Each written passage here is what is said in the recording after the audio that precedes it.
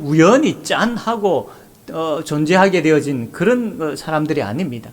하나님께서 하나님의 계획을 가지고 하나님의 열심을 가지고 하나님의 사랑을 가지고 우리를 만드셨습니다. 우리는 하나님의 창조물인 것이죠. 그래서 우리의 주인은 여호와 하나님이시고 우리는 하나님의 것입니다. 그렇기 때문에 당연히 하나님만 예배하는 것이죠. 두 번째로 우리가 하나님만을 예배해야 하는 이유는 하나님만 예배하는 것이기 때문이죠. 두 번째로 이 땅에 우리가 하나님만을 예배해야 하는 이유는 우리를 하나님만에서 건질 수 있는 존재는 아무도 없습니다. 오직 여호와 하나님만이 독생자 예수님을 이 땅에 보내셔서 우리 대신에 죽게 하시고 부활케 하셔서 우리를 구원해 주신 것이죠. 오직 죄와 사망의 권세에서 우리를 구원해 주실 수 있는 분, 또 구원해 주신 분 여호와 하나님이시기 때문에 당연히 우리는 그 하나님만을 예배해야 되는 것이죠. 세 번째로는 우리가 여호와만 믿어야 되는 이유는 여호와 하나님만이 우리에게 복을 주실 수 있기 때문입니다. 세상의 대부분의 사람들은 자기들의 종교를 가지고 자기들이 믿고 있는 신에게 복을 구하지요. 그러나 그 신들은 다 죽은 우상들이지 않습니까? 복을 줄 수 있습니까? 결코 복을 주지 못합니다. 오직 우리에게 복을 주실 수 있는 분은 여호와 하나님밖에 없습니다. 우리가 그 하나님의 복된 은혜로 지금까지 살아왔고 지금도 살고 있고 앞으로도 그 복된 은혜로 인하여서 살아갈 수 있는 것입니다. 오직 여호와에게서만 그것이 나오는 거죠. 그래서 우리가 하나님만을 믿고 그분만을 예배하는 것은 당연한 것입니다. 자, 그렇다면 저와 여러분은 이 당연하게 하나님만을 예배하고 있습니까? 그분만을 믿고 있습니까? 이스라엘 백성들이 애굽에서 나와서 가나안 땅으로 들어가서 이제 살기 시작을 합니다. 들어가서 이제 살기 시작할 때 딱 부딪히는 것이 있었습니다. 먹고 사는 문제였지요. 그들은 원래 이제 유목민이었습니다. 가축을 치면서 살았던 사람들이죠. 근데 가나안 땅에 들어가서는 물론 이제 유목 생활도 있겠지만 주로 농사를 지어서 곡식을 거두어 가지고 그것을 먹고 살아야 했던 겁니다. 유목 생활 하던 사람이 농사를 지으려고 하니까 엄두가 나지 않는 것이죠. 그래서 이 이스라엘 사람들이 이렇게 쭉 봅니다. 어떻게 이 가나안 사람들은 농사를 짓는가 봅니다. 보니까 아주 풍요로운 그런 수확을 거둬들이고 많은 가축들을 거닐면서 풍족하게 살아가는 모습이 보이거든요. 야, 깜짝 놀랐습니다. 바로 전만 하더라도 40년 동안 그 메마른 땅 광야에서 생활했던 사람들이거든요. 이 사람들이 이 가나안 땅에 들어와 가지고 풍족한 생활을 하는 그 가나안 사람들을 보니까 깜짝 놀란 것입니다. 부럽기도 하고요. 그래서 이들의 관심이 도대체 어떻게 해서 이들이 이렇게 풍요롭게 잘 살 수 있는가 유심히 살펴보았습니다.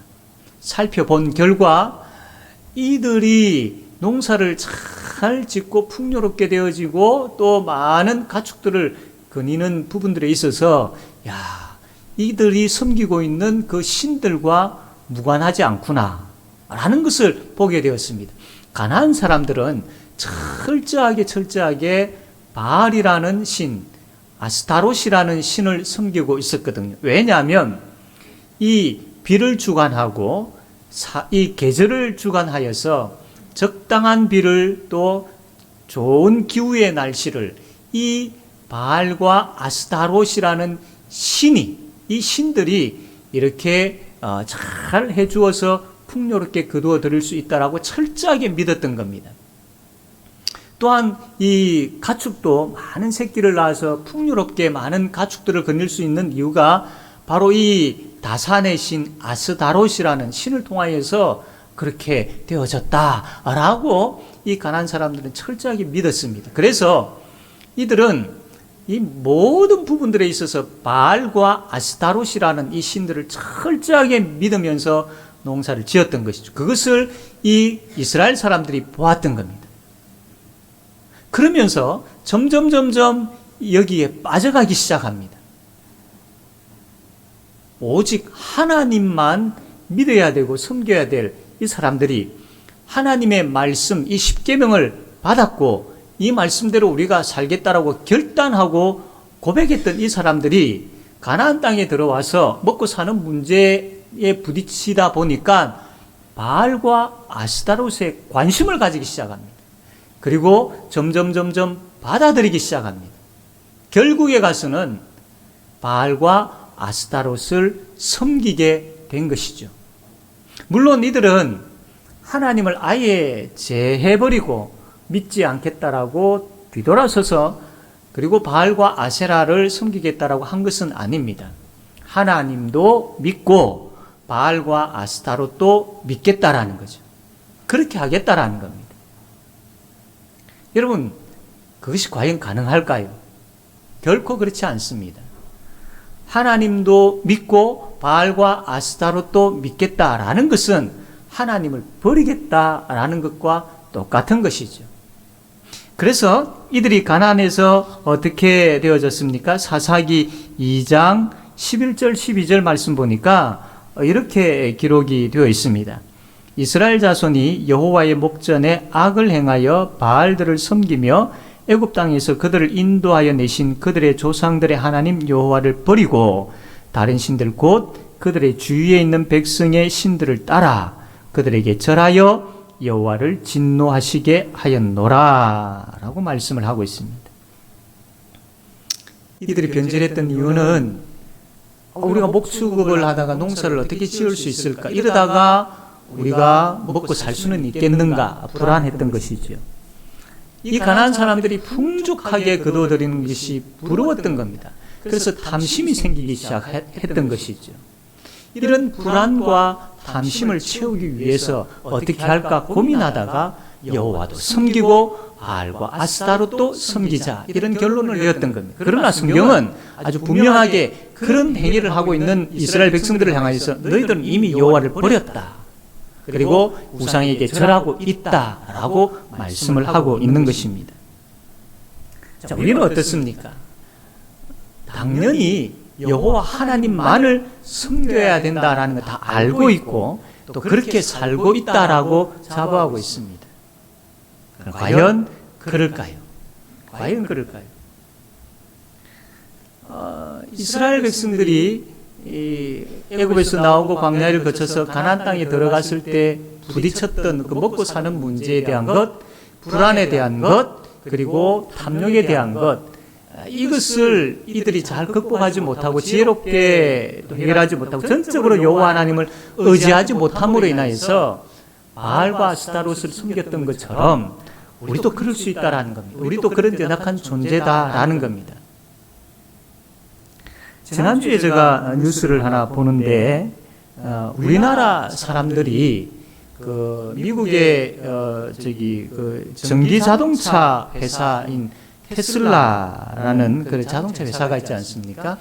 거기에 주식을 우리나라 사람들이 구입한 주식의 금액이 20조가 되어진다고 합니다. 굉장하죠. 뉴스에서 그 기자가 뭐라고 글을 썼는가 하면 참 제가 보니까 이렇게 표현이 되어 있었습니다.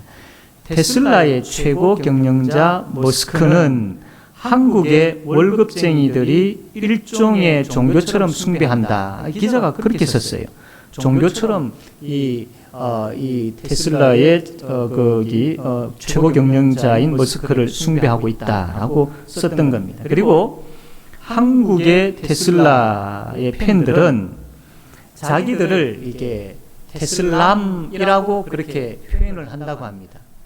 테슬라에다가 이슬람 종교죠. 이렇게 합쳐서 테슬람이라고 그렇게 나는 테슬람입니다라고 그렇게 자기를 소개한다고 합니다.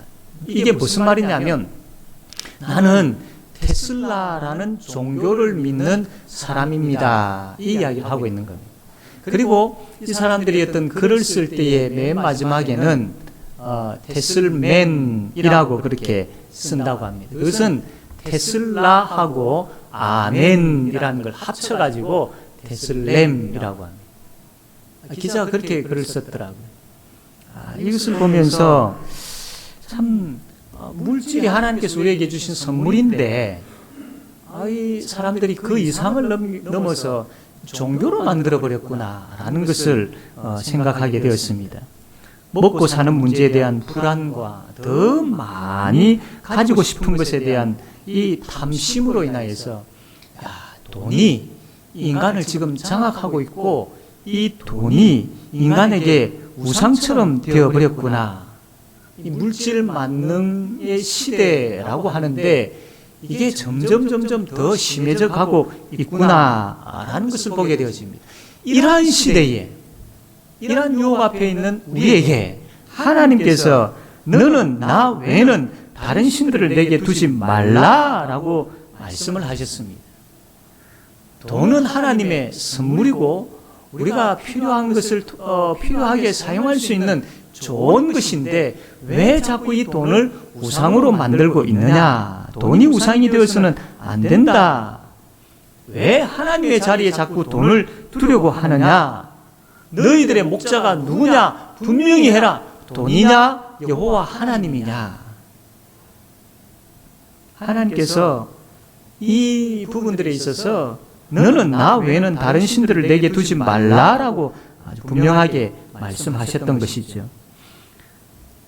다시 한번 앞으로 돌아가서 여러분 이것을 돈을 사랑하는 마음을 이기기 위해서 돈의 노예가 되어지지 않기 위해서는 우리가 계속해서 반복해서 생각해야 될 것이 뭐냐면 나를 창조하신 분이 누구인가? 그리고 나를 구원하신 분이 누구인가? 나에게 복을 주시는 분이 누구인가? 이것을 계속 생각하고 묵상할 수 있어야 됩니다. 그러면 우리가 이 제1계명을 철저하게 잘 지킬 수 있게 되는 것이죠. 그러므로 우리의 창조자 되시고 우리의 구원자 되시고 우리에게 복 주시는 그 여호와 하나님만을 믿고 그분을 의지함으로 인하여서 우리의 불안과 또 우리의 탐욕을 잠재우시고 푸른 풀밭과 쉴만한 물가로 우리를 인도하시는 그 여호와 하나님을 경험하고 평생 오직 그 여호와 하나님만 예배하는 그리고 우리 모든 성도님들 되어지기를 주님의 이름으로 바랍니다.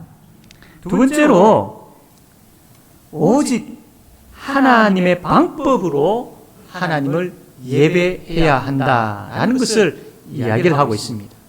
제1계명이 너희들은 누구만을 예배해야 되는가에 대한 답이 오직 여호와 하나님만이다. 다른 우상을 두어서는 안 된다라고 가르친 것이라면 제2계명은 하나님을 우상으로 만들지 말라라는 그 말씀을 하고 있는 것이죠. 4절에서 5절 상반절까지 말씀 보면 너를 위하여 새긴 우상을 만들지 말고 또 위로 하늘에 있는 것이나 아래로 땅에 있는 것이나 땅 아래 물속에 있는 것에 어떤 형상도 만들지 말며 그것들에게 절하지 말며 그것들을 섬기지 말라라고 하셨습니다. 어떻게 보면 이 제1계명과 제2계명이 비슷하게 똑같게 여겨지기도 하죠. 그러나 차이가 뭐냐면 여기서 제2계명에 있어서 형상을 만들지 말라, 우상을 만들지 말라 이 말은 하나님을 어떤 형상을 만들어서 섬기는 일들이 없어야 된다 이 이야기를 하고 있는 겁니다. 하나님을 우상화시키지 말라 이 이야기를 하고 있는 겁니다. 이스라엘 백성들이 이제 시내산에 있을 때 모세가 하나님을 만나기 위해서 시내산에 올라갔습니다. 이스라엘 백성들이 밑에서 기다렸죠. 기다려도 모세가 내려오지를 않는 겁니다. 그래서 불안했던 이 사람들이 뭘 했느냐면 금송아지를 만들었습니다. 금송아지를 만들어 놓고 이 금송아지님이 우리를 애굽에서 여기까지 인도해 주신 하나님이다. 그러므로 우리는 이제 이 금송아지님을 섬겨야 된다. 이렇게 된 거예요. 하나님을 금송아지 형상으로 만들어서 이 금송아지를 섬기게 된 거예요. 이 일들을 이 이스라엘 백성들이 하게 되어진 것이죠. 이것은 바로 이 제2 계명을 어긴 것이죠. 여러분, 우리가 하나님의 형상을 만들어 놓고 예배하지 않는다라고 이야기할 때가 있죠. 그러나 우리가 때로 보면 우리도 모르게 하나님을 어떤 형상화할 때가 참 많이 있습니다. 예를 들면 예수님의 어떤 그림이라든지 또 혹은 십자가 모양이라든지 이러한 것들을 두고 그 앞에서 손을 모아서 기도한다든지 절을 한다든지 이런 부분들, 이것은 제2 계명을 어기는 것이 되어지죠. 이것은 하나님께서 너무나도 싫어하는 부분들입니다. 또한 우리가 제2 계명을 통하여서 어떻게 하나님을 예배할 것인가에 대한 부분들을 보고 있는데, 조금 전에 이야기했던 것이 첫 번째로 어떤 하나님의 형상을 만들어서 섬기는 일들이 없어야 된다라는 그 내용이었다면, 두 번째로는 우리가 우리 방법대로 하나님을 예배해서는 안 되는데, 간혹 우리가 어떤 두 번째 잘못된 경우들이 있느냐면 나의 불안과 욕망을 위해서 하나님을 이용하는 경우들이 있다라는 겁니다. 즉 다시 이야기하면 하나님을 우상화시킬 때가 있다라는 겁니다. 그러니까 하나님을 예배할 때에 하나님의 말씀대로 하나님의 방법대로 예배해야 되는데 우리가 내 방법대로 예배하는 경우들이 있다라는 것이죠. 그 예가 첫 번째로 앞에서 이야기했던 것처럼 어떤 하나님을 형상화시켜서 그 그림을 만든다든지 십자가 형상을 만들어 놓고 그 앞에 엎드려 절을 하고 기도한다든지 이런 경우들이 있다라는 겁니다. 이거 아니다라는 것이죠.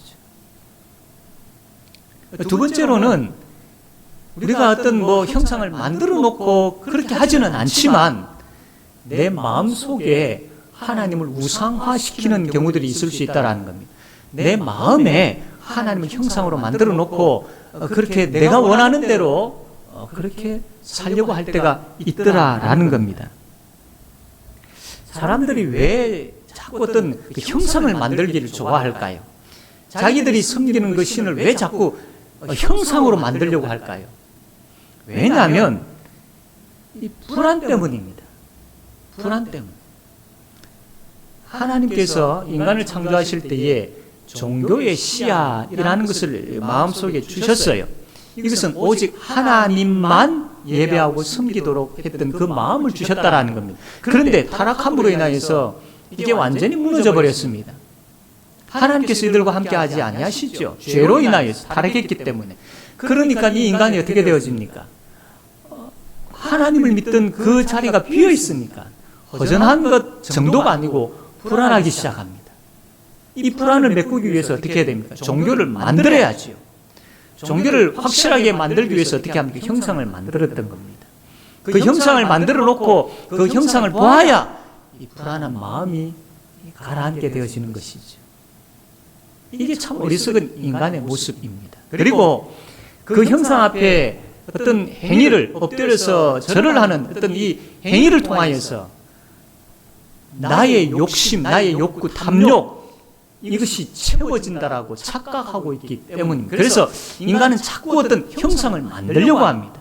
동일하게 하나님을 자꾸 형상화시키는 그 이유도 하나님을 사랑해서 하나님과 인격적인 교제를 하기 위해서 하나님께 예배하기 위해서 아니요. 그렇지 아니하고 자꾸 내 마음속에 하나님을 형상화시키는 이유는 바로 그 하나님을 이용하기 위해서인 것이죠. 하나님, 내가 비니까 그 비는 내용대로 다 들어주십시오. 나에게 더 이상 어떤 다른 하라 하지 마라라고 간섭하지 말아주시고 그냥 당신은 내가 요구하는 것 들어주면 됩니다. 이런 식이 되어버리는 겁니다.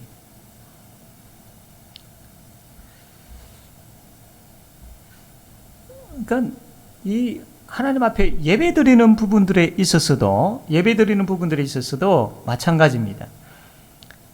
예배도 나를 위한 예배가 되어버리는 것이죠. 하나님을 위한 예배가 아니라 나를 위한 예배가 되어버리는 겁니다. 우리가 하나님 앞에 예배드리기 위해서 나올 때에 참 기도로 준비를 하는 시간들이 필요하지요. 여러분, 그때 기도하실 때에 하나님, 내가 온전히 하나님을 향하게 해주시고 하나님만 정말로 예배하는 자가 진심으로 하나님을 사랑하는 가운데에 하나님 이름을 높이며 나를 구원해 주신 그 하나님의 은혜에 감격하여서 하나님만 예배하는 자가 되게 해달라고, 성령 하나님 내 생각과 마음을 지켜달라고 그렇게 기도하시고 하나님 앞에 예배해야 할 것입니다.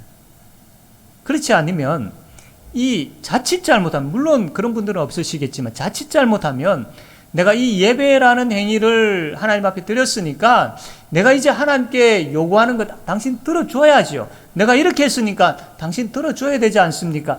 이렇게 되어버리는 겁니다. 내가 하나님 앞에 지금 나와서 예배하는 것도 하나님 영광, 또 하나님을 찬양하고 하나님의 이름을 높이고 전혀 이것과 상관없이 나만 위로해 주시고 또 나에게만 내가 필요한 거 채워주시고 내가 요구하는 거 들어주시면 됩니다. 그래서 내가 예배합니다. 자칫 잘못하면 이렇게 되어버리는 것이죠. 이게 뭐냐면 하나님을 우상화시키는 겁니다. 저와 여러분의 예배는 어떤 예배입니까? 냉정하게 한번 살펴보셔야 할 겁니다.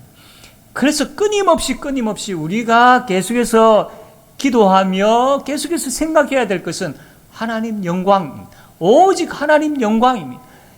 우리를 창조하시고 우리를 구원하시는 그 하나님께서 우리를 부르셨고 그 창조자, 우리의 주인 되시는 하나님, 그 구원해 주신 하나님, 그 복에 이루 말할 수 없는 은혜를 베풀어 주신 그 하나님을 생각하면서 감사하고 감격하여서 하나님이여 높임을 받으십시오, 하나님이여 찬양 받으십시오, 그 구원의 은혜 너무나도 감사합니다라고 드리는 바로 그 예배가 되어야 된다라는 것입니다.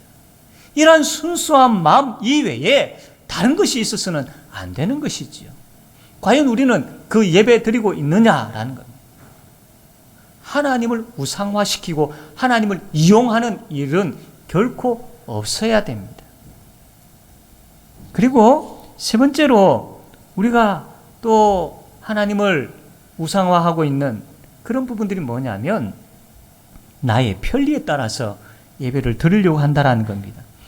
여러분, 구약시대나 신약시대나 지금이나 예배는 철저하게 다 같이 모여서 회중이 하나님 앞에, 이 공동체가 하나님 앞에 예배 드리는 겁니다. 성경을 보십시오. 다 하나님께서 이 백성들, 회중들, 공동체를 부르신 것이죠.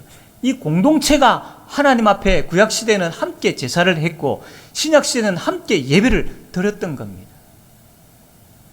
물론 우리는 코로나 시기를 지나면서 이것은 특수한 경우이며 이것은 아주 특별한 상황입니다. 이때는 가정에서 영상을 통하여 우리가 하나님 앞에 예배 드릴 수 있습니다. 또 혹은 지금 이 상황에서 확진되었다든지 또 기저질환을 가지고 있다든지 또 참 몸이 좋지 아니하여서 의심되어진다든지 여러 가지 어떤 참 하나님 앞에 같이 모여서 예배드리지 못한 그 상황인 경우에는 가정에서 영상으로 예배 드릴 수 있습니다. 그러나 다 같이 모여 함께 예배 드릴 수 있는 상황임에도 불구하고 함께 모이지 아니한다라는 것은 하나님께서 회중이 전체 이 공동체가 다 같이 모여서 예배 드리기를 원하는, 예배 받으시기를 원하는 그 하나님의 마음에 반하는 행동이 되어지는 것이죠. 그것은 다르게 이야기하면 내 편리에 따라서, 내 편익에 따라서 그렇게 예배하겠다라는 겁니다. 이것은 다르게 이야기하면 제2계명을 어기는 것이 되어지는 것이죠. 함께 공동체가 모여 예배하는 것이 숫자가 많으니까 보기 좋다, 이것 아닙니다. 철저하게 이 계명을 통해서 하나님께서 우리에게 요구하시는 것은 네 방법대로 예배하지 말아라, 네 편리에 따라서 예배하지 말아라, 내가 말씀을 통하여서 어떻게 예배해야 될지를 보여주지 않았느냐? 예배는 공동체가 함께 모여서, 회중이 함께 모여서 다 같이 하나님의 이름을 높이며 찬양하는 것이다 라고 말씀을 통해 가르쳐 주신 것이지요. 사랑하는 성도 여러분, 하나님을 우상화하여서 이용하려는 일이 없어야 됩니다. 또 내 편리에 따라서 내 마음대로 예배를 드리는 일들이 없어야 합니다. 이것은 제2계명을 어기는 것이죠.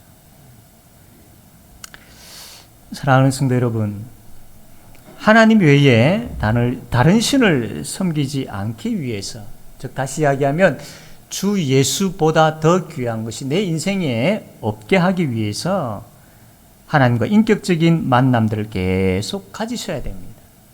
내 생각 속에 하나님이라는 단어가 끊임없이 계속 생각나야 되고, 내 입술에서 하나님이여 라는 이 소리가 끊임없이 계속 나와야 되는 것입니다. 나의 인생의 목자가 누구인지 분명히 하셔야 됩니다. 그럴 때에 너는 나 외에는 다른 신들을 내게 두지 말라라는 이 1계명을 하나님 앞에서 지키며 살아가는 것이 되어지고, 이 지킴을 통하여서 그 하나님의 하나님 되심으로 인하여 더 큰 은혜가 우리에게 충만하게 되어지지요. 뿐만 아니라 하나님을 바로 예배하기 위해서는 하나님을 나의 유익을 위하여 이용하는 일이 없어야 됩니다. 조금이라도 그런 마음들이 있다면 회개해야 되는 것이죠. 그리고 진심으로 그분을 사랑하고 진심으로 감사하여서 그분을 높이려고 하는 마음이 있어야 됩니다. 그럴 때에 우리는 하나님을 이용하지 않게 되어집니다. 그럴 때에 내 편리에 따라서 예배하지 않게 되어지죠. 철저하게 하나님 중심의 예배가, 하나님 영광 받으시는 예배가 되어지는 것입니다.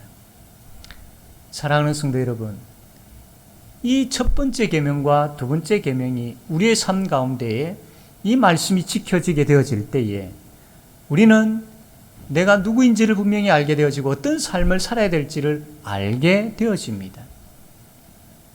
지금까지 우리의 삶이 그럭저럭의 삶이었고 나의 안위를 위한 것만 가지고 살았던 삶이었다면 이제는 바꾸셔야 됩니다.